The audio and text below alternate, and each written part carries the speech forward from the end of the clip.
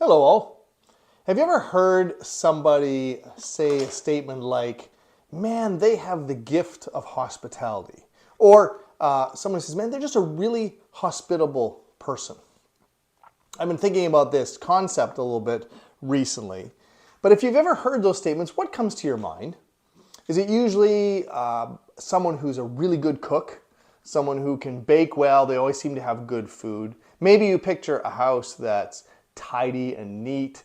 Someone who can have the ability to put on a very inviting atmosphere. They always have the right music or whatever. Or maybe it's just someone who's extrovert, who can talk and make you feel comfortable. And the end result is that there are many people who say, well, that's just not me. I'm not really a hospitable person. I don't have the gift of hospitality. That's just not me. Yet, when you read through the scripture for the Jesus follower, it's talked about a lot. Paul, in a couple different places, said it's actually a requirement if you want to be a leader in the church. Other people like Peter and John actually said we're supposed to practice this. This is not it's not reserved for those who have the gift. Hebrews says, don't forget about this. Keep on doing this. There seems to be a non-optional component to hospitality that's supposed to apply to everybody who claims to be a Jesus follower. And yet, many people struggle with this idea of hospitality. I'm blessed to have a wife who's very good at a lot of those things and naturally does it. But it's not only available to people like that. And I think it's because a lot of us have missed what hospitality really is. I've been reading a book recently that's talking about connecting with God in His presence. And one of the things they talked about in there was this idea of hospitality. And this is how he defined it. I really liked it.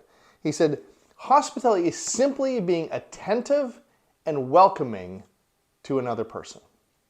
Attentive and welcoming to another person. Because hospitality essentially just flows out of our experience with the grace of Jesus.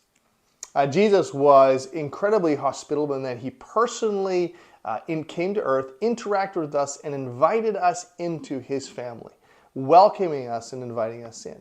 And the extent to which we've experienced that is the degree to which we can be hospitable or desire to be hospitable with others. But since this is so difficult, how do we do that? How do we actually follow this model or this example or these instructions on being hospitable people? Well, we don't have to be perfect hosts and hostesses, but I think there's three things. Again, it comes out of this book that I've been reading, so it's not all original material, that I think are really helpful. And here's the first one. If we want to be hospitable people, we need to put the other person as our focus. We have to be others focused. A hospitable person puts the other person before them. They want to listen to them. They have a greater desire to hear and understand than to be heard or understood. When they have a conversation, they're not just trying to think of how they can take what the other person shared and then make it about them. They genuinely want to understand. They want to know about them. They want to make them feel like they're being heard and listened to.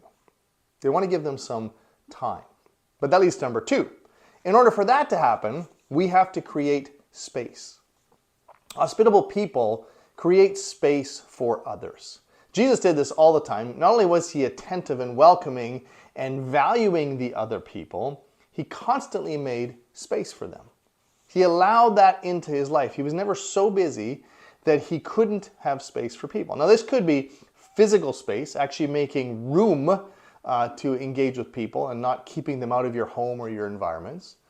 It could be space in your time, in your schedule that just says, I'm going to make sure that I have space in my schedule to engage with other people. Sometimes it's just in our attitudes and in the way we approach things. I'm going to give people space to be heard and not just to communicate the things that I want to communicate.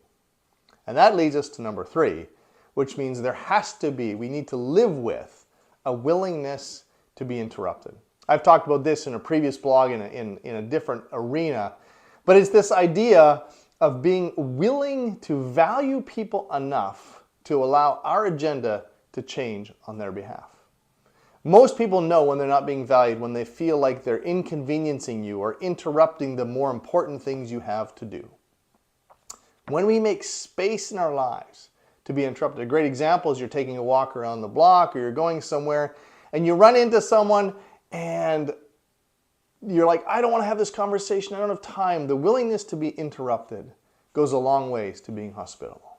So, as you go into your next day, practice hospitality. Think ahead of time that you're going to value other people above yourself.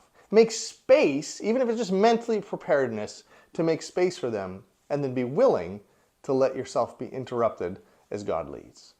You might find that you're more hospitable than you think. Till next time.